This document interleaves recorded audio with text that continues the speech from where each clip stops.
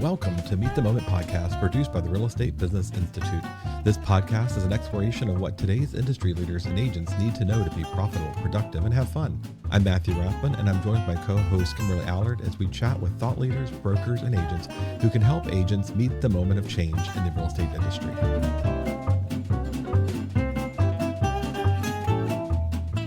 Hello, everybody, and welcome to this episode of Meet the Moment podcast. And just a funny thing, Kimberly, as we start off, I just realized a couple of weeks ago, I was in a classroom and somebody in the class actually brought up our podcast and said, you guys should all listen to this.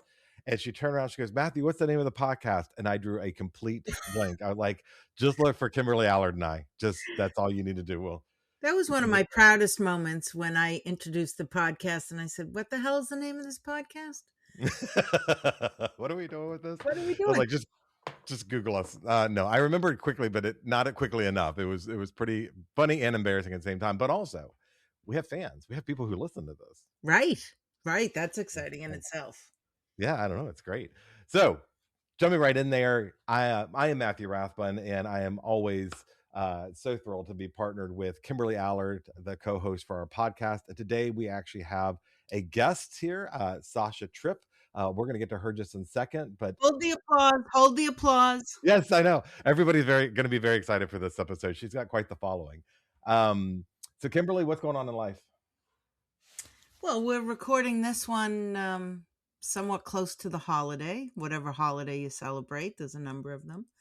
So I'm dressed for video today. I'm dressed for video today. And you all pretty much know what that is. No, I'm excited. I'm excited to be here. I'm really more excited, Matthew, to talk to our guest. So if you could just move things along, please. How are you? That's fair enough.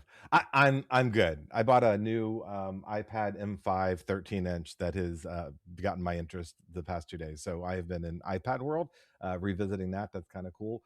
Otherwise, getting ready for the holidays, or as I should say, watching my wife get ready for the holidays. Right.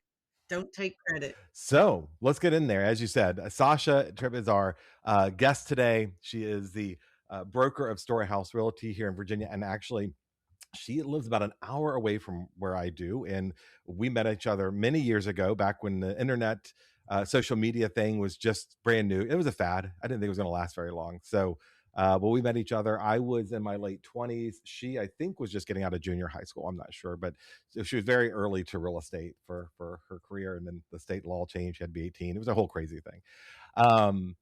But she has quite the journey from agent, producer. She's a national speaker. And I actually will say this, Sasha, I don't know if you know, but in NAR, you were teaching recently, and I snuck in the back of the room to listen in, and also because I was up after you. And there was 3 guys sitting in front of me, and 2 of them I recognized from 2 different state associations, and they were scouting, and they were talking amongst themselves about, hey, we got to get her out here. So you had like you were a big baseball player, and you had scouts in the bleachers checking you out. So yeah, it was a good show too. It was a good episode. That was fun. Sasha, so why don't you go ahead and tell us some more about yourself? Yeah, I didn't know if you were ready for me to chime in or not. It's funny being like the one waiting in the wings on the podcast to actually start talking and not interrupting. That's awesome. Thank you for that. That's very reaffirming, because that was actually the session. I think you came in. Remember, I was like, oh, do I have 10 minutes before the next speaker comes up? Because I started the session and we had done all the tech testing. We had popped the slides up, the mic worked, everything was working. And we went to start and my slides were gone. And not only were they not like pulled up on the screen, they were gone from the file. So some guy had to run over to like the pre-staging room. So, it was like a 30-minute session. And for the first 10 minutes, I didn't have any of my content. And so you came in on that. And I would say that was probably one of the worst sessions I've done in a long time. So if somebody still in the back was giving me grace, then I'm going to call that a huge win. And that's just, like we need a little of that every once in a while. So thank you for saying that. That's amazing.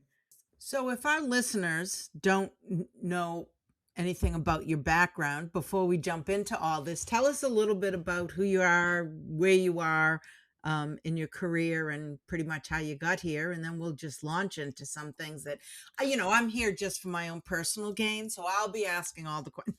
Just kidding. Go ahead. Give us Oh, a little that's so history. awesome. Well, thank you. Well, I loved Matthew's background. It's so funny. I think I'm almost at my 20-year mark. My license was in '07. So I'm rounding out to being 20 years in real estate. I had no background in real estate. I was a religious studies major at UVA. I had a very strange job for like 8 months after UVA. I just took the first job I got hired for, and that was working at a staffing firm where I was doing temporary staffing placements where I was like hiring and firing people off site working in like warehouses and factories. And like I would get called in. I was like, the 20-year-old girl. We had to wear high heels and pantyhose and skirts every day. This was like not the 80s. This was in 2007. We had to wear every day. And I would get called and it would be like, hey, Bob's on the job drinking again. You're going to have to go into the factory at 5 p.m. and fire him and make sure he gets escorted out. And I was like, I'm 20. It's 5 p.m. in December. It's pitch black outside. I'm in high heels and a skirt That does walking into not a sound warehouse safe. full of dudes. And I was like, this is not how I'm going to die. And so that was my first job. I did that for 8 months. And I was like, okay, well, nothing could be worse than this. And so I got my real estate license in the worst recession of my career. And here we are, 20 years later. So I went from that to solo agent at a kind of boutique brokerage here in town around the time, I don't know. I think my company has been in existence, Storyhouse Real Estate. I want to say we're around 7 years. I should know that. But around the time that Depor started to make it a lot harder to do business within a team in another brokerage, we broke away and sort of became a teamerage because Depor started looking at like, you're in a team. If the buyer agent and the seller agent both is in the team, it was sort of being handled like dual agency, and it was kind of getting a little conflicting, and we didn't feel good about that. So at that moment, that is why I left my brokerage. We created a little teamerage, which was Storyhouse Real Estate, and here we are. We survived. I got to be a top producing agent around that time, finally figured out what I was doing in real estate, and then started kind of like delegating and growing, and found that I actually like teaching other people how to do it more than I like, the houses and the architecture and actually being in the real estate in Charlottesville. So I'm sort of growing along that direction, but that's me. Well, there's a lot more to you, but thank you for condensing that down for our listeners. We're going to get into it. So you mentioned that, you made that transition from one brokerage to a teamerage. Is that what you called it? Yep. Well, I had my little team and we basically just picked the team up and moved it. And we were like, we're not taking a bunch of other random agents doing completely different business models. We just took my team. And if you were playing by the rules of my team and used our marketing and our systems, then you came. And then we didn't hire. This is the first year actually that we have hired anyone outside essentially of that model or really recruited. But So yeah, that tell was us what was the biggest shift for you, whether it was mindset or policy. I mean, what was the biggest shift? Because, that's kind of an inspiring story. It's like the American dream for real estate agents that everybody wants to sort of follow that type of a model or have that opportunity. So what was your biggest shift? Well, it's so interesting. I am not sure that I would have done it had the rules and legislation around like doing sales within the team not felt so conflicting. Like I am a very and everybody has differing opinions on this. I really believe in the free market. We don't practice dual agency. I typically try not to sell anything in-house. If somebody really wants to buy something just with my own firm or my own, like my buyer wants to buy my own listing, I will often encourage the seller to still try to expose it to the fair market, make sure there's nothing else that's out there. So like when Depor started treating us as though, and we were doing a lot of transactions where I was the seller agent and the buyer's agent was within my own team. When that started to get treated as though it was all dual agency and there's all this conflict of interest and we're probably telling each other all the inside secrets of our clients, it really rubbed me the wrong way. And I was like, I don't that's not how I want to be viewed with Depor. That's not how I wanted to be viewed with my clients. So we broke apart. I don't know. Our company at that time was really providing some good services for us. Like, it was a good company. The company is Montague Miller here in Charlottesville. Super amazing reputation, like top leaders, VAR, NAR leaders, like just incredible ethical standards. They are an amazing company and they provided really nice services. Had it not been for that, I don't know if I would have broken away. And it's really funny because I went fully independent. I did that for about 7 years. And then as of about a year ago, I partnered back up with one of the kind of cloud brokerage styles, because what I started to realize was that, like, being fully independent is not all it's chalked up to be. And there's not a lot of economies of scale. Like, there's a lot of things that you're doing at the price of a small business that if you were doing it in bigger partnership with more people, there is economy of scale. It got me out of my highest and best use. So I feel like I learned to do all the things. That was great. That feathers in my hat now. I can say I did it. That's cool. I don't know that I truly aspired to do it. And now I'm sort of coming back the direction of, I found the brokerage that layered on top of that business well, so that I can go back to doing just the things that I'm really good at. And some of the, like, finances, operations, escrows, liability, brokerage oversight, that can still be done by a bigger entity, because that was really not my thing. So I've literally gone full circle, and I'm not going to say I came back again. The model I'm in now could not be more different than the model I started in, but I came back to, like, not feeling the need to do it all myself, if that makes sense. You know what I liked about that story? First of all, for clarification, DPOR is the Department of Professional Occupation Regulation. That's Yes. the licensing board umbrella for the real estate license board in Virginia, because we are very unusual setup here. And anyways, I'll stop my commentary from there. What I loved hearing is that your first job, you're like, I am not going to die going out this way or doing this. But then you went to real estate. So apparently that was something worth giving your life for. So yeah. I I'm willing to live on the edge. I just didn't want to have to do it in high heels and pantyhose and by someone else's rules, I guess. And for an hourly rate. And making a little more money. The ceiling's a little higher. Because now you will meet a stranger after dark in a sketchy area. Oh yeah, I put my face on a sign. I'm like a little sitting duck, just waiting. Like, come on out here and kill me. But at least it's on my own terms. Right. And we're joking. We're not joking, but we are joking. We're not. I mean, it's a dangerous job. It's, for me, it's a dangerous job. I make light of it. It's dangerous. We are in strange situations. We take risks that I don't think people totally, fully appreciate. But for me, it's like, okay, that could be tied into a lot of jobs you do. For me, there has to be a benefit to it. I have to feel like, okay, the harder I try, the more I show up, the more I try to fix these things in my business, at least it pays off. I was not feeling like that in, like, the corporate USA model. I just did not feel like the risk was worth the reward, if that makes sense. I often have said to people, I said, think about it. If your college age kid called you and said, hey, parents, I think I'm going to get a little job at college and I'm going to meet people. I'm going to take calls and I'm going to meet people that I don't know. Oh, okay, great. When are you doing this? Oh, 24/7, evenings, nights, weekends. Really? Where are you going to meet them? Oh, I don't know. They tell me where to meet them. Really? Well, do you know these people? Are they being screened by a company? Oh, no, they just call my cell phone directly. And then, well, how do you get paid? You must get, there's no guarantee I'm going to get paid unless, I show up there. And no parent in the world would let their kid do that. But yet in some cases, this is what we're putting ourselves up against. So I love that you started with that. And then here where we are. Yeah, it's a wild world. Yeah. Who knew? I don't think I realized that, but can't we say that about a lot of real estate?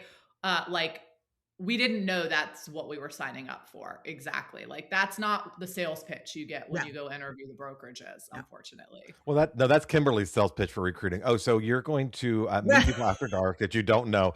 It's kind of funny. I was at an airport recently, everybody in the world is licensed as a real estate agent. So you hear conversations and they tend to get your attention. And I'm diligently working at whatever I'm doing with my AirPods in, but not on. So people, won't talk to me, but I can overhear their conversations because that's, I'm rude like that.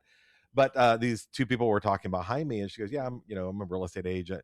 And she went on to whatever, and the person started talking, however the conversation got there, about selling things on Facebook Marketplace, but finding a very public place to deliver the items. And the woman's like, oh my gosh, I do that. My favorite place is Target. And then I don't think she connected it, but within 5 minutes, she was also talking about sitting at an open house. And I'm like, I don't. Right. Like I I would don't. never meet a stranger at a random location. Right. That seems awfully weird. And advertise that I'm there alone with photos I of the know. home.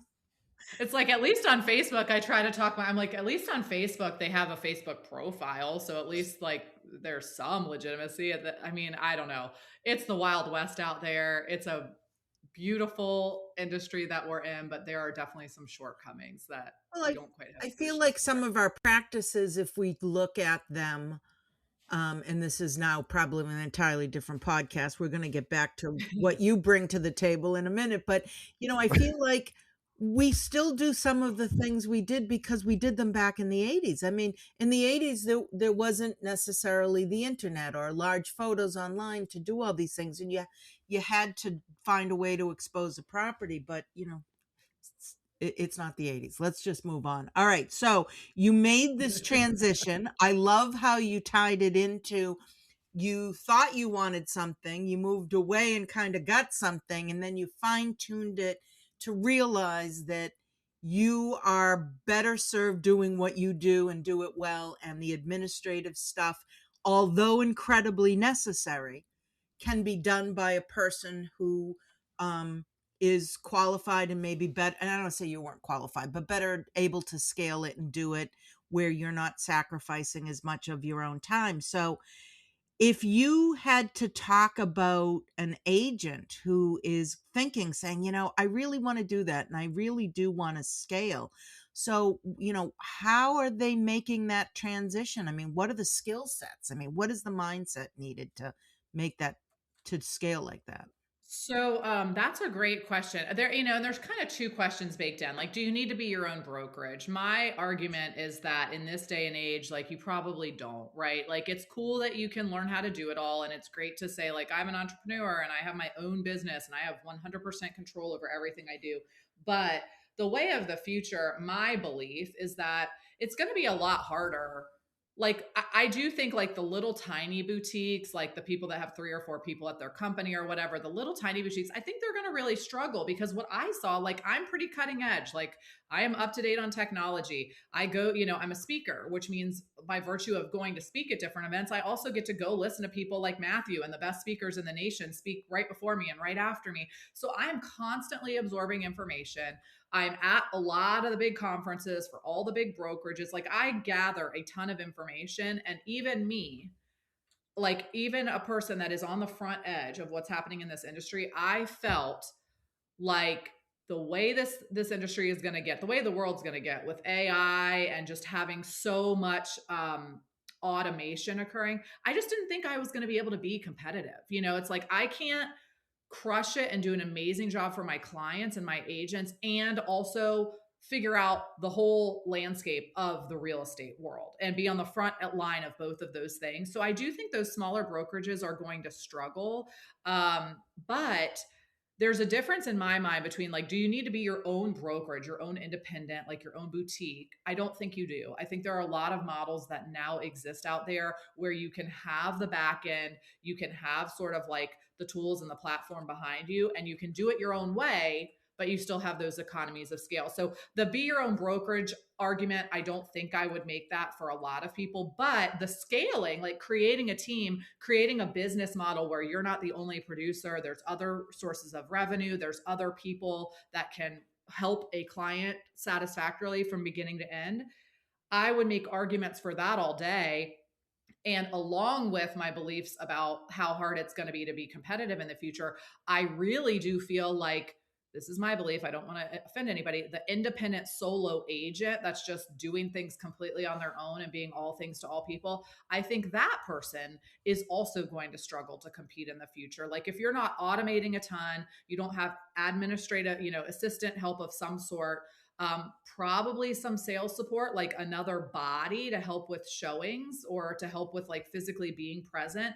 I think it's going to be really, really hard going forward with how competitive this market is getting and how good the really good agents are getting. So for me, it's like you have to be a manager, which I think is the one thing that people like underestimate the most. You have to be willing to have hard conversations. A lot of us salespeople, we're people pleasers at heart, right? We're used to just saying things, building rapport, making people happy, solve people's problems. When you go to scale and leverage, you got to be ready to have hard conversations and tell people where they're failing you and where they're not, like where they're not succeeding at their job. And that doesn't seem to come naturally to a lot of sales agents. And you have to be willing to just let go of some ego and say, there are probably people better qualified to like move paperwork around and fill out the blanks and do data entry and even return a call, draft an email. There are better people than me, like flying by the seat of my pants, driving in my car all day, like hanging up phones, not even remembering what I committed to the person I was just on the last call with.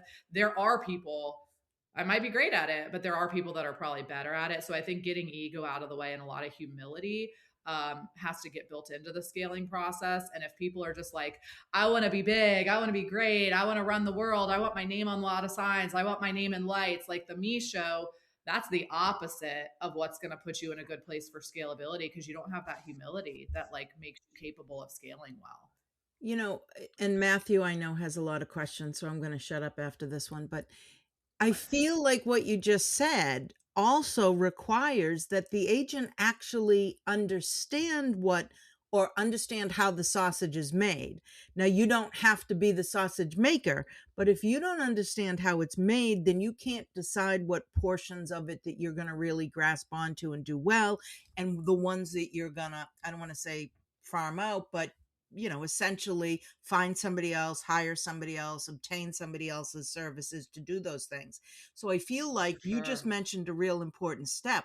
The division of activities is heavily reliant on you knowing what those activities are, or you're just going to do what you do and then hope that somehow this stuff gets filled in the background. So right. And you do have to, you have to like be innately, like I have done every single role in my business, like start to finish to completion, usually for years in every role. Whereas I do see some of these agents, like if you've always had a transaction coordinator your whole career, like your company provided one, you hired one out, whatever. And then you go to scale and you're like, well, gosh, I've always had this person. Like I've always had a receptionist. I've always had someone that manages my social media. I've always had someone that gets my signs out to the yards. I've always had someone that designs my signs, that updates my website. Whatever those things are, you're going to learn real fast. And it's a lot easier to learn on someone else's dollar and in someone else's company, like oversight, than it is when you're solo on your own, trying to piece it all together. So yeah, you do really have to have that innate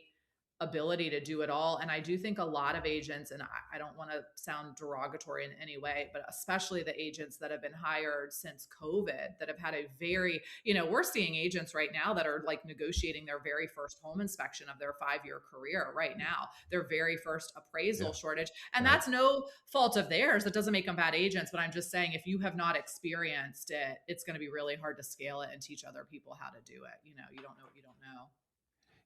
It's you guys are really selling it. Kimberly's got the whole meeting murderers after midnight in a strange home after dark. You're like, you got to set aside your ego. You have to be a people pleaser. You guys are really like, if somebody had told me I had to set aside my ego and be a people pleaser, I wouldn't have got my license. But apparently that is something we have to do. But that's what good agents do. I'm not sure. That's why I train other agents. I don't sell as many houses anymore, right? Yeah, I did it for I'm willing to do anything for a season of time, but not forever. Yeah. No, I get it. Look, but it is true. And this is a very hard thing to explain and to agents coming in, because agents coming in get a very false idea of what this industry is from television, from these reality TV BS shows, whatever they are. Brokers they interview in their own market can sometimes give them a very 100% convoluted, that's the fact that, and this is a good soapbox. It's a podcast. This is nothing but a soapbox. That's the whole damn reason to be here. But the brokers, you can make your own hours. You can do whatever. Like that broker who's you're gonna just make six figures. You're just gonna make 6 figures if you just work 40 hours a week.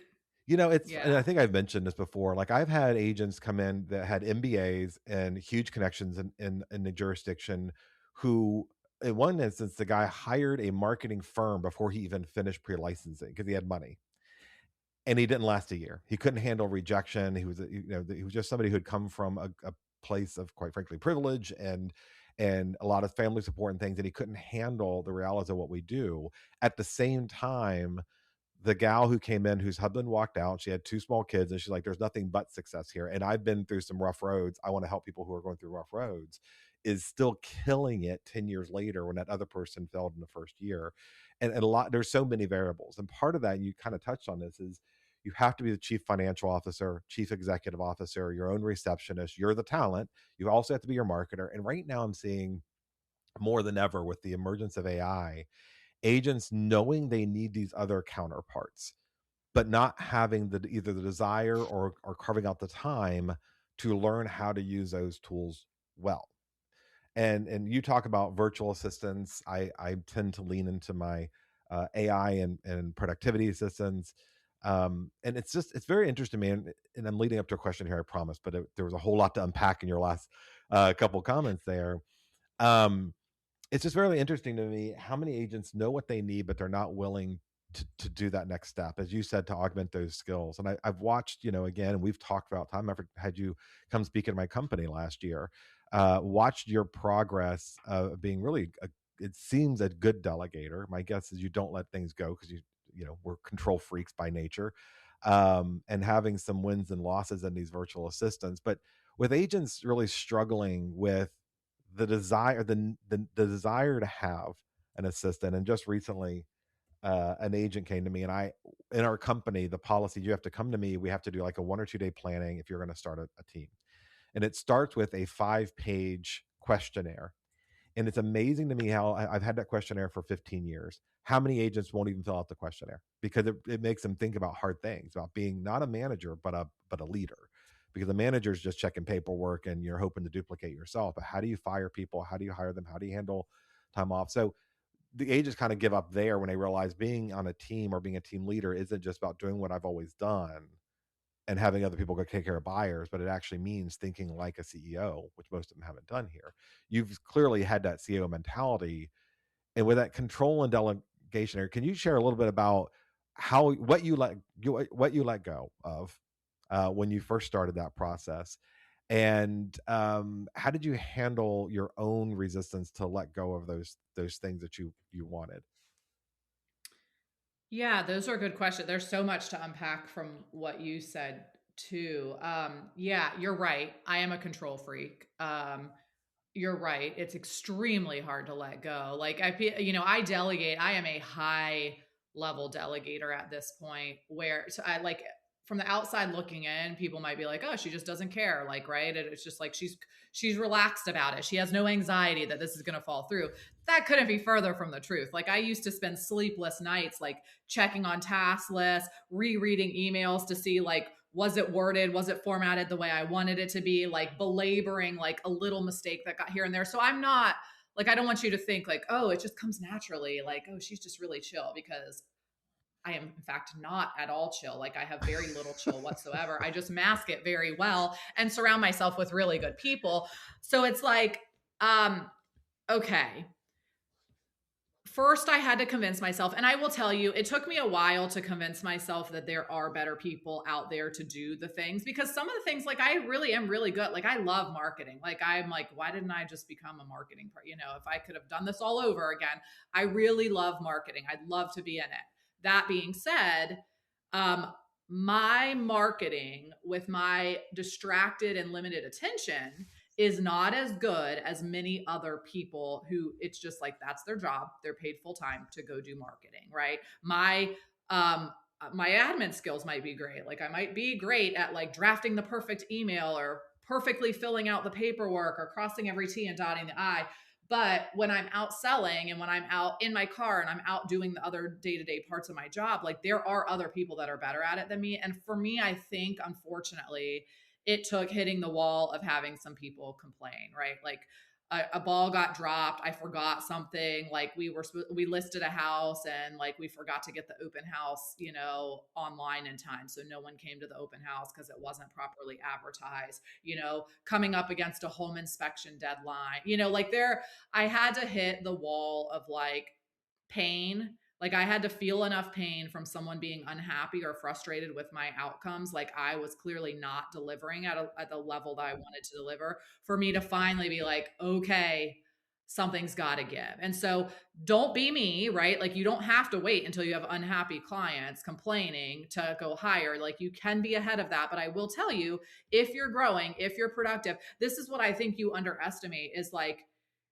you're naturally and organically just going to end up with more business. If you just do a great job organically, even if you change nothing, you're going to end up with more clients, which means you're going to grow and you're either going to have to scale and delegate or you're going to do a crappy job, right? And then you start heading back to whatever business momentum you were on prior to that. So for me, I was like, well, I don't want to just stop serving people. I have this obligation. I feel like a duty. I want to help as many people as I can. I don't want them to end up with a real estate agent that puts them in a stressful situation, doesn't guide them properly, gives them bad advice. Like I feel an obligation to help as many people as I can. So the only way to do that was to delegate and scale. And I think what I realized is like you have to put a ton of time into it.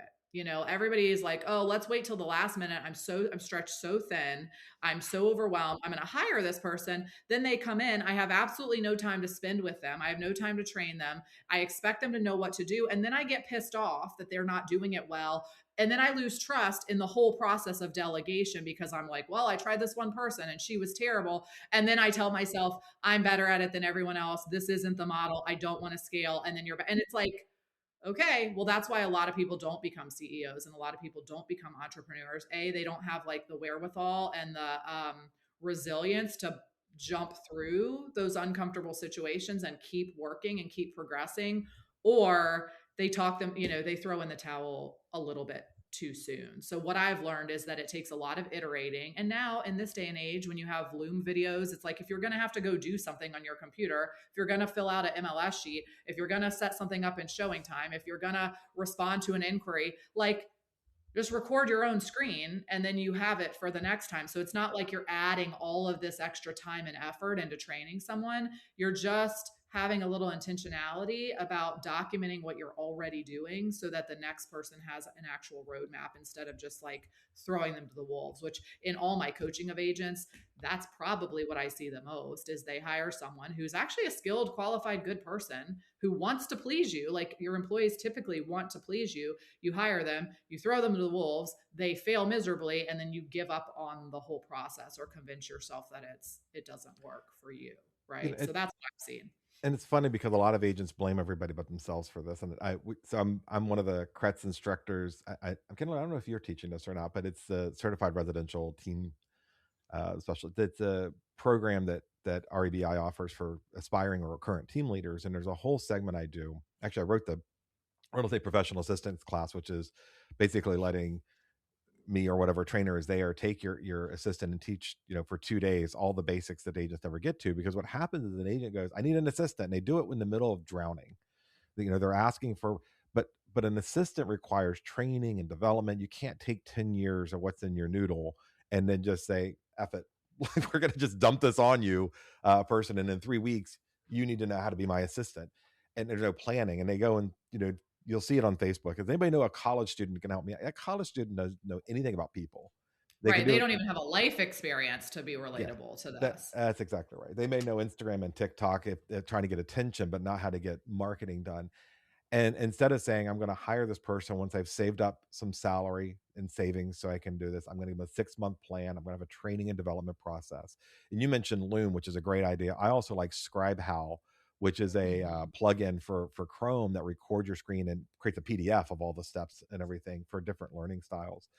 And to actually say, my hat now, in addition to all these other hats I listed earlier, my hat now is to also be staff development and HR. Do I have time and capacity for that?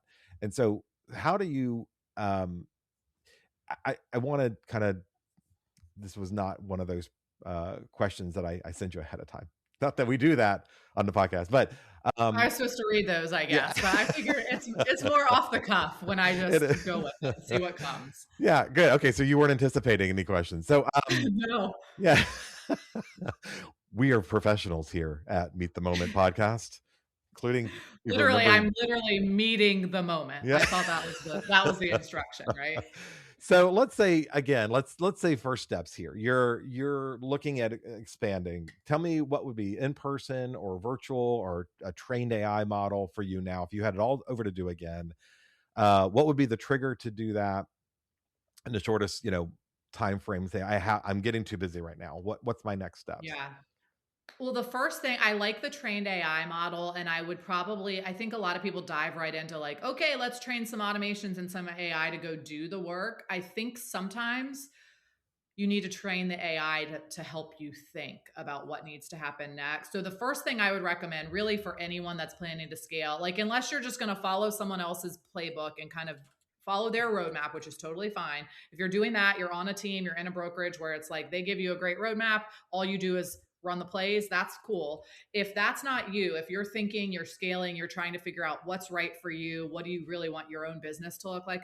I feel like every person needs to have like an AI board of directors. So if you have, Google prompts for this, it's really easy to find prompts. But like for me, I'm like, I want on my AI board of directors, I want Seth Godin, I want a marketing genius. I want Elon Musk. I want someone who's, love it or like I don't care what your personal opinions are about the person. I want an Oprah Winfrey. I want a Kardashian. I want someone that's incredible at getting exposure. And I don't want to hear about the rest of their opinions. I just want to know how they would get my ideas exposed, right? I want to know how they would get traffic to my ideas. How would Elon Musk tighten my process up and figure out how to get rid of some things that are unnecessary? Like how would Seth Godin tell me to, market this in a different way? Dan Sullivan, who's my coach at Strategic Coach, how would he tell me to really like keep whittling this down to my highest and best use and my unique ability? And what would he tell me about scaling? And so it's like create your little AI board of directors. And what I did the very first time, it's like if you want to do this exercise, you're going to have to dedicate 15 minutes to it. Like I would dedicate a couple hours to it because it's something that you can use daily, like every day in your business. But 15 minutes, copy and paste. What I did was I uploaded my PDF, my buyer book, my seller book. I copy and pasted like the main information from my company website, my LinkedIn bio, my Instagram bio, like I just led it to information about me. And I said, I want to create an AI board of directors. Here are like the 10 influential people whose opinions I would like to have on my board of directors. Please have each of these people fill a seat and then maybe recommend one or two that I didn't think of. And knowing what you know about my business, let's start brainstorming together. And before you scale, I would say, let's ask that AI board of directors what they see as the shortcomings in your business, maybe where your particular industry is going, like what's happening, what's changing that you don't see yet, that someone else with other perspective could help you see. And knowing what you know about my business, what do you think is the biggest log jam? Like, what is the biggest bottleneck that would benefit most from delegation? And would that be an automation delegation? Would that be a human live person that's walking around in my office? Or would that be someone virtually that is really, a specific refined skill set? Most people won't do that exercise and they're just going to go like run an ad on Indeed or on Facebook or whatever. But if you do that exercise, I do think it really helps you, because I've definitely hired people and leverage myself in ways that I didn't need.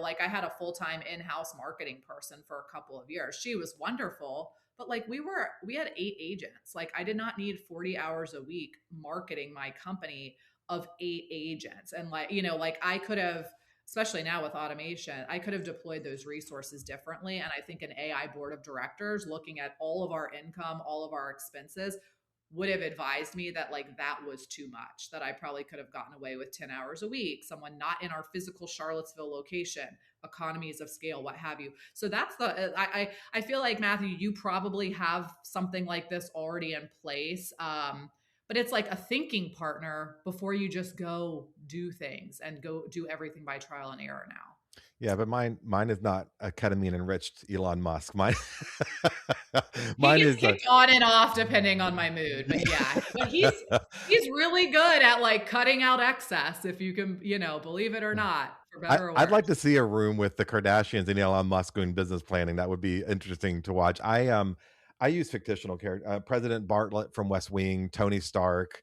Matter of fact, I just did an exercise where I said, if you were Tony Stark doing planning an open house in 2026, coach me through Ooh, this I and like challenge my that. objections. And I came up with a really great program that I think I'm going to launch. Not that I do open houses, but there are agents who do, and I want them to do them better. But yeah, I'm Awesome. Yeah, I love it. But yeah, it's like before you just dive in, make sure you're getting a little perspective on what would actually be beneficial, not just like what you think in that moment would solve that one little moment's problem that you're having, yeah. because sometimes we get emotional about it. And I like how you said that you're feeding your AI with who you are and what your principles are and what your company's goals are. My concern here is that we have our listeners, and our listeners are very smart, so they're not going to do this. But somebody else might say, okay, I'm just going to let AI create my business. Now that's a Right. starting point, but if you don't know who you are, and what your skills are and what your weaknesses are, then this could just be, you could be creating somebody else's business, quite frankly, right? But going back to what the steps that you just did, because I'm thinking our listeners are like, okay, what can I take away today that I can implement immediately? So, that was a great plan and some great ideas, but I think what I'd love to hear a little bit more of, like, is it necessary? And of course, obviously, we're, big fans of REBI, who lets us do this every month. But, you know, is it backfilling AI with real knowledge and real tools like designations, certifications, educational stuff, and then having it help you create something that's personal to you? I mean, is Well, it's interesting. I do think, somebody like made the most disgusting reference. I had no idea it was a real thing. The guy was like, he was like, you got to be careful with how much you use AI because it can turn out to be like salmon farms.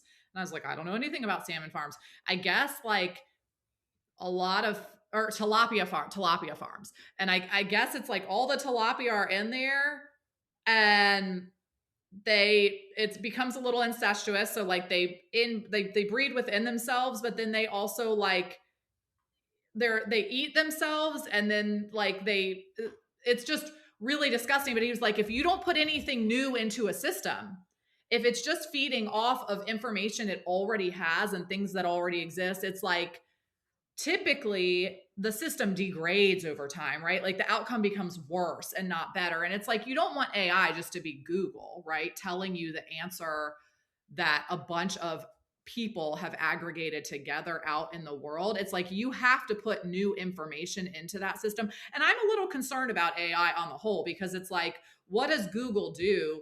It combs and references books and original thought and original works and things that everybody has created in the past, right? If we go with this new funnel of AI where like authors are using AI to write their book for them, it's like, well, isn't that just feeding off of original thought that already existed and just kind of reproducing it? And doesn't that degrade the overall system of what we have? So I have concerns about AI, but I do believe if you put yourself into it, and this is where it takes time. Like you can't just go onto Chat GPT and be like, hello, Chat GPT, write my business plan for 2026. I'm a real estate agent, right? Which is what a lot of people do. Or everyone now, it seems like, ill-advised, is like, hey, write my social media marketing plan and like create all my posts for me. And it's like, okay, that worked for about 5 minutes. It was really neat when we were able to do it. Now we can't do it anymore because everyone's doing it. But it's like there has to be original thought funneled into it, or it just becomes like a cesspool that like reproduces worse outcomes than what the inputs were. And so yes, taking the time to say, this is who I am, This is what my family looks like. This is what I would like my business to look like in 5 years. These are my values. These are the things that other agents like that I don't like. These are the things that I really love, but like most real estate agents don't seem very interested in. This is the niche market that I want to be in, that I feel really motivated to be in. This is my ideal client, that like these are 5 of my favorite clients I ever worked with, and here's why I loved them so much. If AI knows a lot about that, it can be a great thinking partner. If you just send it out to comb the web and just tell you an answer, it's kind of like, if all these coaching programs that a lot of people are in, it's like they just prescribe, like, here's what you do when you're ready to grow. Here's what you hire first. Here's what you tell them to do. Here's the second person you hire. Here's what a buyer's agent does. Here's when you hire a transaction coordinator. It's like it's prescribed to you, and that works to a point. And then you hit a point where you're like, I want this to be my business. I've now gotten leveraged. I've now scaled. I want this to be my business. I don't want this to be a reproduction of a business that other successful agents have had over time. And I think AI can really help with that. But again, it's like training an assistant. Like, you have to put in a little time. It's not going to just automatically turn on and change the world. Yeah, I couldn't agree with you more. I mean, I feel like the tilapia farm I'm gonna use that. Like, is that disgusting? I need to look up what actually happens there, but apparently like they eat themselves and then they regurgitate, poop and they eat right? that. And then, and it's like, and then it's just like, so like, don't let that be your AI world. You said it was politicians who, you said it was politicians. It sounds like politicians, that they're incestuous and then they eat whatever's left over. I mean, like, a big tilapia. Yeah, another big tilapia farm. Yeah. Well, who knew? Now we're learning about so many different things. I made a note to Google tilapia farms after our session. Yeah, we're all going to do that. The visual was very effective, and I think you made your point, is that it's a tool. AI is a tool. It can't do things for you, because it reminds me of RPR, and now we just went off on a totally different topic, and we don't have to stay here. But when I first was a beta tester of RPR, how many years ago, I looked, I think it might have been Ron France at the time, and I said, I love this, but it's smarter than me. And that wasn't hard, but I need to know what's in this if I'm going to speak to it. So I at least can, say, look, this chart says this. Why does it say this? Because here's the data it pulled from, here's how old the data is, here's where the data was used from and what it's not used. So I feel like if we're all generating stuff in AI and telling us what business we want, but again, we don't know what that means, or we don't know how to execute it, then we are essentially just regurgitating somebody else's stuff that worked for them.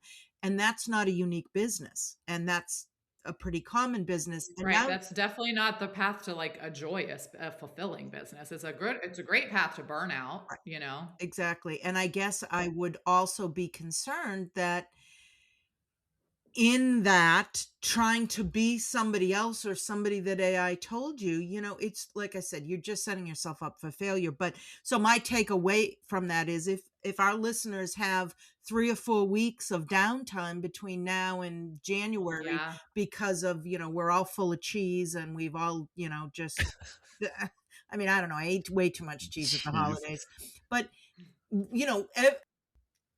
to me, downtime isn't downtime. It's just, what am I going to do differently that now I have a minute to breathe? But, if our listeners are looking for something to do, figure out who you are, figure out what your business is. And these aren't things you're going to ask AI to do. Like you said, feed AI with the information, and then let it assist you with what direction you're heading in. And, I'm going to go back to the educational stuff. None of us knew everything.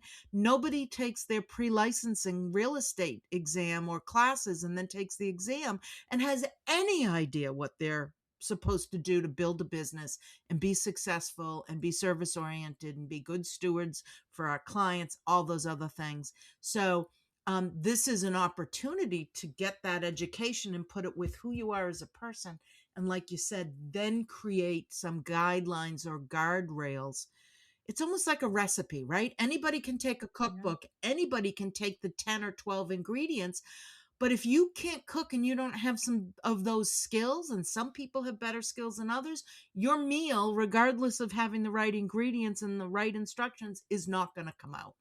So Right. Great information. Well, and I love the idea. So, like, and this is a great time of year for reflection, business planning. So, it's like if you're going to be doing it on a piece of paper, I mean, you could literally, I'm not telling you to change your whole plan, like, take a picture of that piece of paper and put it in Chat GPT so that like more things are getting out of your head and into this thing that is helping you model your business. And now I really like tactical things. So I'm not going to just say like, just brainstorm and like dream about your business and chat with fake people on AI all day about what your business should look like.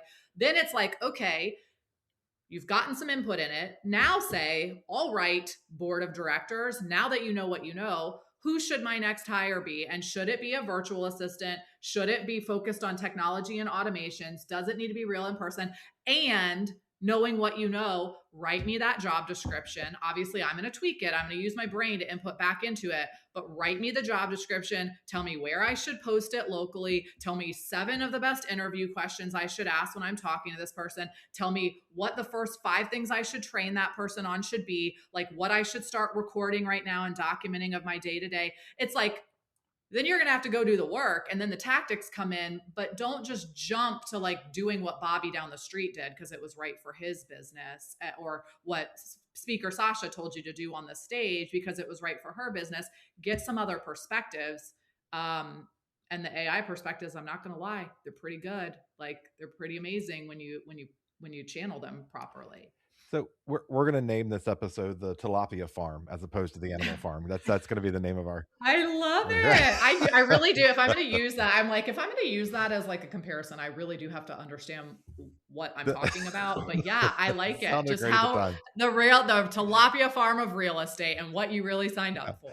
So I didn't want to just jump in there, and I know Kimberly had a question she wanted to ask too, but I want to jump in there to say that the AI is a reflection of who we've been and then the best thinkers of the time. It is not indicative of the future. A lot of people are very concerned about, especially like art in the future. Well, the problem is we don't have any art now. Like we're recreating 1980s TV shows and movies because we've ran out of ideas, right? And country music, the number one artist in country music was an AI song. It's country music. It's been around for a really long time. There's only so many times you can lose your trailer, your girlfriend, and your dog in the same song. So it's just reproducing the things that have hit in the past. AI is a great assistant and it's a great thought partner, but it isn't something that should be predicting what you're doing next. It's got to be something that helps you craft this new unique idea. And I think those are important things to consider. And this was not an AI episode. So I'd love that we infuse AI into everything we're doing, but there are some really good cautionary tales there. And apparently we're all going to have 4,000 hits on tilapia farms this weekend. So. Yeah, they can thank us for that. Yeah. That free PR later. I'll never eat tilapia again. All right, Kimberly, you had another question. I think you were saying you were started. No, I was good. I really just wanted to, we're hearing some reoccurring themes here, and we all look at people we admire or that have systems, and we're like, oh yeah, I can do that, but none of this is just generated like, again, I'm gonna go back to the recipe. I can take a recipe out of a famous chef's book, but it doesn't mean I can execute it. And what will help me execute it is, sure, a lot of reading, a lot of knowledge, a lot of videos, but practice and guidance and oversight. And I think in the past 6 years that I sat as a commissioner, who needs to say this, is that all of this, of course, has to be done with your broker's permission. Team building is important. Every state has its own regulations and laws. So, our listeners should go to their broker before they, just jump into any of this. But I think Sasha said it in the beginning, obviously talk to your broker, talk about what you want to do and your vision. But a lot of this stuff applies to you as an individual before you become you as the team leader. And but follow your state regulations just to make sure you're not violating anything, because then that comes back to Matthew and I, and we get fired again. Just another day in the joyous world of real estate, right? Exactly. So, Sasha, I've heard you talk a lot. You're a very giving instructor. There's always some support documents and things. You're really into systems and One of the days we'll have you come back and talk about your 50 core people that you Oh focus my on. gosh, I know. We should do a part 2. I know I gave you such a small window this morning because I jammed all my appointments in today so that I could have nothing to do tomorrow and I can just enjoy but we should do, I just love that topic and I feel like it changes people's business. So maybe we do a part 2 on like how to build your whole business out of working with 50 people. But yeah, that's a system, but I will say your delivery with, again, we are going to have you come back and do that because I had a couple hundred people in our company sit and listen to you very intently, take a lot of notes, and they raved about that system, and it makes a lot of sense, and it's not something we think about a lot. So we're gonna do that at a later time. So you guys stay tuned. Love it. So let's look at this a little bit before we wrap up. Totally look at a few years down the road, and I don't really do 5-year planning anymore because the world evolves and changes so rapidly. Just 2 years from now or so. There's lots of tech, there's coaching opportunities, business structure. How are you positioning your team to lead through a shifting world? Well, that's interesting. A lot of the positioning I think that I'm focusing right now on is honestly mindset.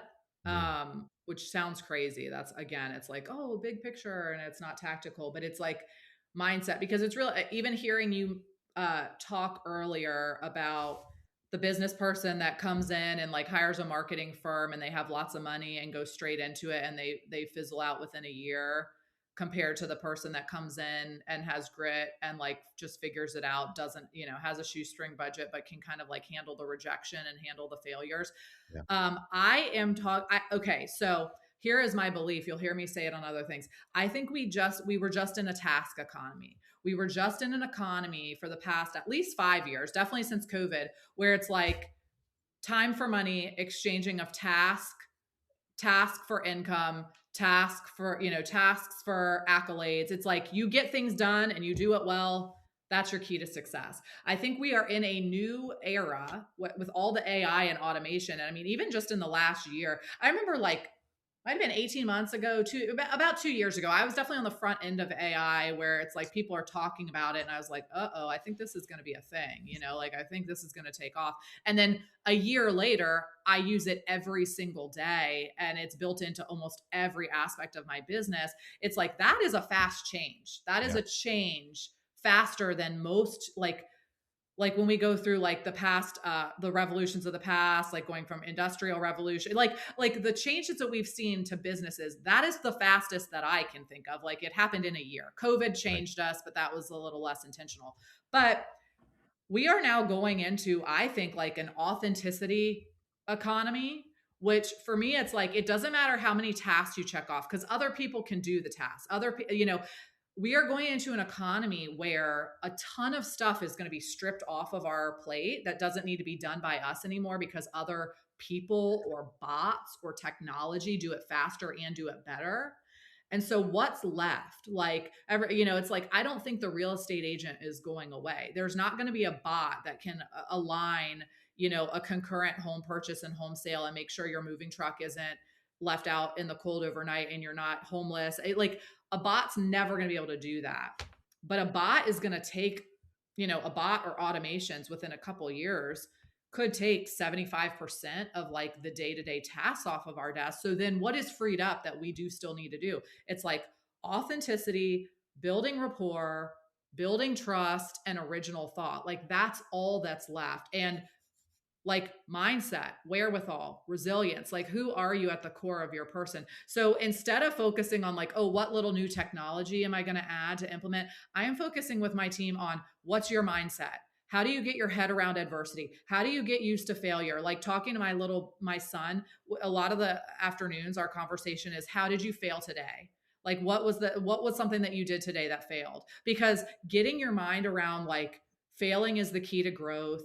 Taking action, like taking an action with 80% of the information is better than sitting and overthinking and thinking about thinking and planning. And then by the time you take action, like somebody else took action a year ago and they've iterated 5 times and now it's, way better than your first action could ever be, no matter how much thinking you put into it. It's like focusing on what your mindset needs to be around adapting to the new market and your mindset around resilience and your mindset about like, the only things, there are very few facts in the world. So much of what exists is like our response and our reaction to things, and working on how you treat information. Like, is that really bad news, or is that you interpreting it as bad news because it's going to require you having a hard conversation with a client? Yeah. Like, is this really horrible for the industry, or is it you interpreting it as horrible for the industry because it means you're going to have to work a little harder, or you're going to have to implement something new? So I am really working hard with my team on mindset and just how they handle change, way more than we're talking about like, what do we need to actually do differently in our business? Like, what new system do we need? What new checklist is going to help us in the future? And I know that's a very big, like, not tactical answer, but I also think, like, if more people focused on that, like thinking about getting their thinking right, we would be a lot more capable of kind of sustaining what's about to come in this 100% industry. agree. And I do think the world's going to be real weird here. Yeah, 100% weirder. Weird. Yeah, weirder. Yeah, it's like, could it get any weirder? Oh, I think it can. Like, just wait. It's pretty odd right now. Sasha, thank you so much for hanging out with us today. We really appreciate your time and your insight. We will have you back at a later date. I know you have a packed day, so we want to honor and respect your time. Thank you for being here. We do wrap up every episode with a system, tool, or app that agents should be considering to help them and their business. So, Sasha, we'll let you go first. What's a system, tool, or app you think people should look at? Okay. Can I do 2? I just Sure. bumped my next appointment. I don't know if you guys have extra time. I just bumped it by half an hour because I was like, this is fun. I love podcasts. I wish I could just do this all day. We're fun. So you guys are fun because it's like, I hate a podcast where it's just like, okay, like, what are 3 things you can add on? Like, I just like a bigger picture. That's like, one thing is not going to solve everyone's problems, but 2 things. I have to talk about Place, because Place is a platform that I layered into my team. It's only for teams. So if you don't have a team of any sort, if you're just a solo agent, then you can tune out for the next couple of minutes. And if you're a huge brokerage and you have 1 million agents, then this is not applicable to you, though you may have teams in your brokerage that would greatly improve their success if they had Place layered on. But Place is a platform for teams. And basically what it did, the reason I went back to like, I'm not doing it all on my own, was I partnered with Place. And what they have done is they have taken back the accounting, the finances, the structure, the HR. Like, they onboard new agents for me. We didn't hire anybody purposely. The only way you could come on my team in the past 7 years that the teamerage existed, the past 15 years that I've had any format of a team, is you came on as someone else's assistant because they were out of bandwidth and they were going to sort of train you directly. And that's how we onboarded people. We weren't bringing solo agents. We weren't free floating people's business plans.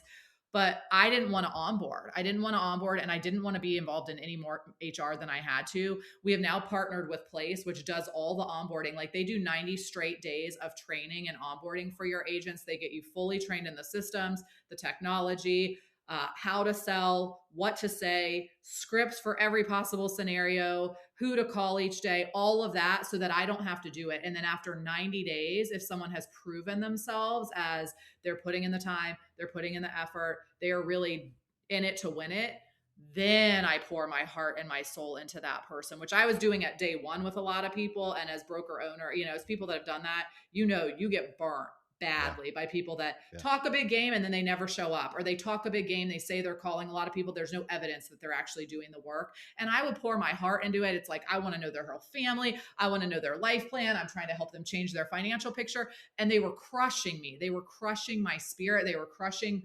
honestly, like, my faith in the world, because I was like, these people are just like saying one thing, not doing any of the thing. They're being handed such an opportunity and they're not making any use of it. And it was crushing me. So this partnership with Place, if you are a team, call me, talk to me about it, look into Place, because it has leveraged me in a way that I did not think was possible this late in my career. And then my one real piece of technology, which I'm scared to tell you about, Matthew, because you're like me and you're going to want to go do it. It's called ClickUp. And I don't know how I've missed it for so many years, but basically, like, my marketing team was on Canva, but we were also using like some Trello boards to organize my social media calendar. Some of my operations team was on Todoist, and we had checklists and we were managing tasks and some of our project on Todoist.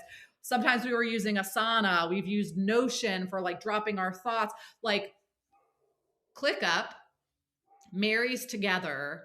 It's kind of like Notion in that it's really flexible in how you set it up, but it marries together like every board that you have, every task list, every project that you're managing. And no matter, like, for me, it was the best way when I have 5 people that are all managing totally different types of projects for me. I have a VA, I have a marketing person, I have my ops director, 5 different people with completely different brains to all manage a project in the same software, where I'm the one, like, I'm only using one software and I'm managing every project instead of logging into these various different pieces of technology that everybody likes. And it's just like an incredible to-do list manager, but you can also manage long-term goals. I just love it. I don't know. It's been around a long time because I had a login. Like when I went to log in and I went to download it, I had a login and my password had, 2000, no, 20, not 2000, 2020 in it, which means I created my account originally in 2020 and I never used it again.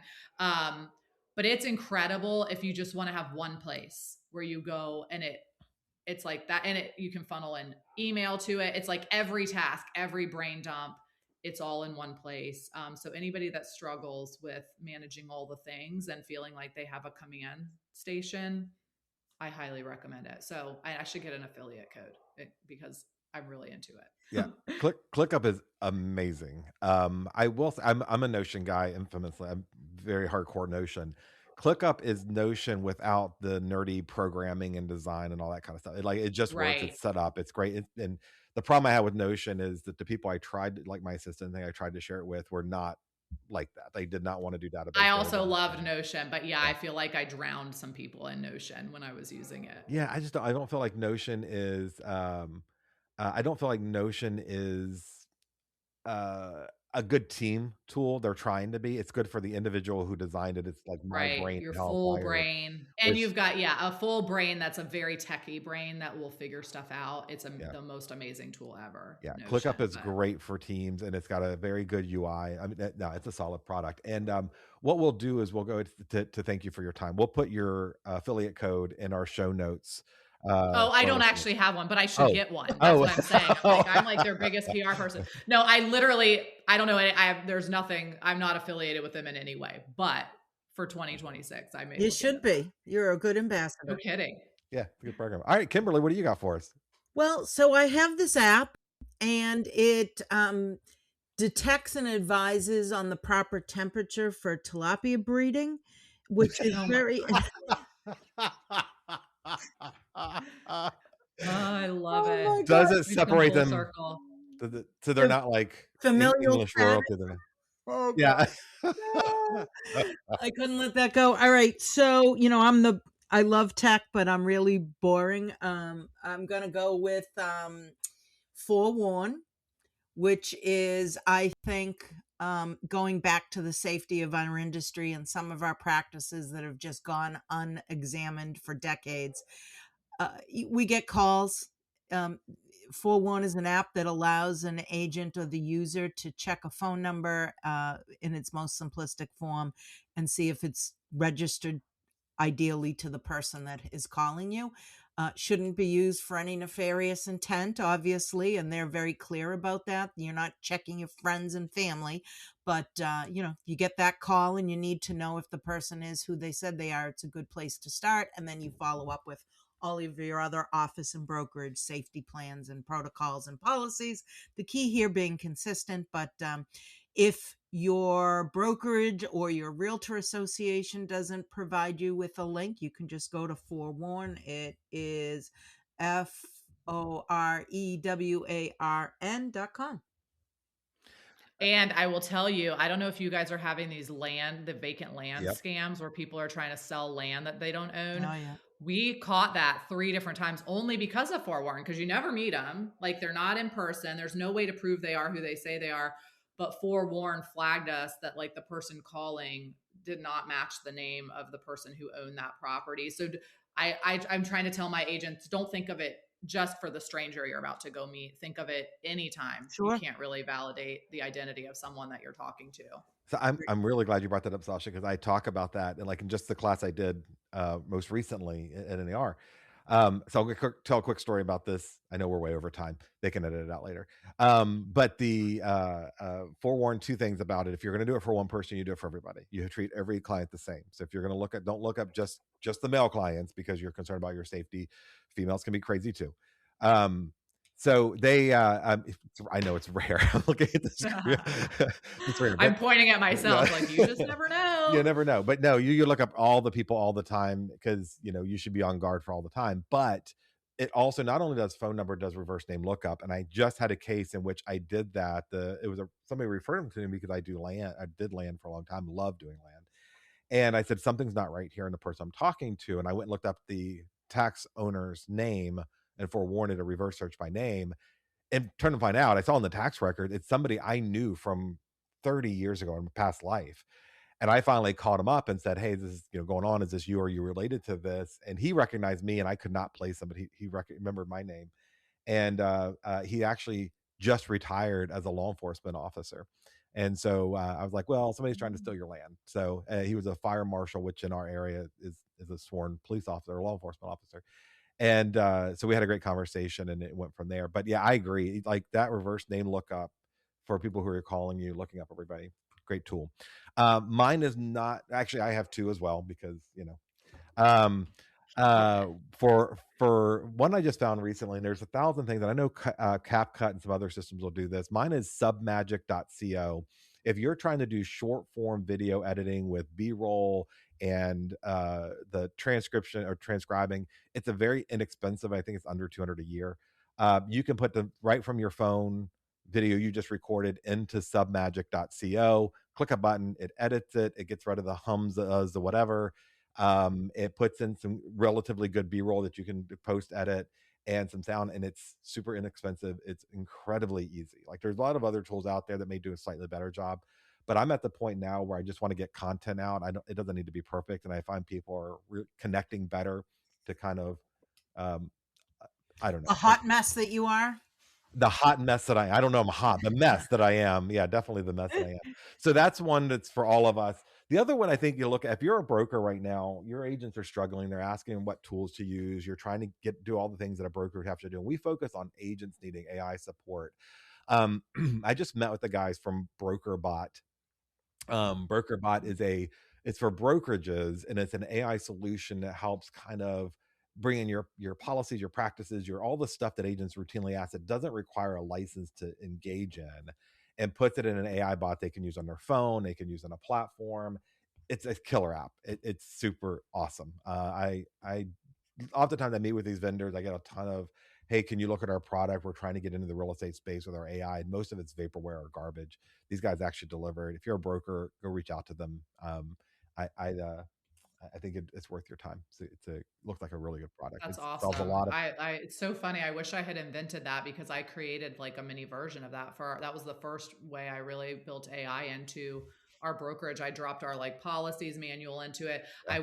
I had a Slack channel where people always ask like broker related questions. And I took the whole transcript of that and dumped it into AI. And I was like, these are answers we have given to our own company. Don't train off of anything other than these answers. Don't look on the internet. Like just look at this information and create a little bot that can answer their questions at 2:00 in the morning. And it was really, I mean, it's not the be all end all, but it's better than no answer at all. Typically, if it's only trained on your own data. And it was super helpful. I mean, it leveraged us for a while and now everybody will have it. So we'll have to come up with something that takes it even to the next level. I did it for GPT. So in our area, where Sasha and I are, I mean, contracts are like a box of chocolates. You don't know which regional form you're going to get, especially where you are. I mean, you have, we have like 6. Yeah. We have there's like consistently. It's such a crazy mess. It's a Virginia problem we'll take care of later. But agents are trained on one contract really well. And so the variations of different contracts were problematic. And so we created GPTs. So say if you're not as comfortable, you can ask the simple questions here. The one thing that I like about BrokerBot is if your agent asks a question, it will send a message to the broker with some indicator so you know what they're asking. So you can jump in and go, hold on, I know what the AI Well, said, but that's this is a smart. deeper Yeah, problem. that's what ours was lacking because I had that. I'm like, what if it's not giving the right information and I would just never know that, Yeah. right? So that's really Well, and cool. that's huge because in this AI world, agents are, sometimes I see things and I'm like, where did you get that? Oh, wait, hold on. I can tell by the excessive use of emoji that you just Right. pulled that off of ChatGPT. Oh, yeah. I'm like, well, even though it could have a law degree, it doesn't in this state. So Right. stop. Right. It's right in California, but it's not right Oh, here. And gosh. Yeah. that's So, kind of a problem. yeah. I'll tell you, So, our biggest manifestation of that is not agent to agent. It is tenants in property management. The tenants have come up with some of those bizarre rights bestowed upon themselves through AI that you've seen. It's become a super big problem. and again, with all these tools, it's important that we just reinforce that there's nothing that takes away from broker oversight. And just because agents are out using these things doesn't mean that the broker still isn't responsible. So I love the fact, Right. Matthew, that you mentioned that this is going to allow the broker to still have some oversight, because a responsible broker should be a responsible broker. Yeah, it's the best hybrid, because that's the. Anyways, we have taken way too much time, and we know you bumped the meeting just for us, so we appreciate you being here, Sasha. We are gonna have a lot of editing to do to get this down. Just make it 2 episodes. One can be the tilapia farm episode and one can be the real estate episode. And that's all you really need. We have done that accidentally before. Yeah, it'll happen again. Anyways, everybody, thank you for listening. Thank you for hanging out. Happy holidays. Sasha, thanks for coming and sharing with us. Kimberly, as always, thanks for being my partner in this hot mess that we are. Everybody else, we'll see you in the next episode. The Meet the Moment podcast is a production of the Real Estate Business Institute, an affiliate of the National Association of Realtors. Special thanks to CEO Jenny Scheib and to Dan Shea, our editor and content producer. The views and ideas expressed in this podcast are not necessarily shared or endorsed by REBI. All recommendations made in this episode were merely provided as best practices. The practices of any realtor are subject to the Realtor Code of Ethics, the laws and licensing jurisdiction, broker policies, and competent legal advice. Visit www.rebinstitute.com for more information, resources, education, and upcoming events.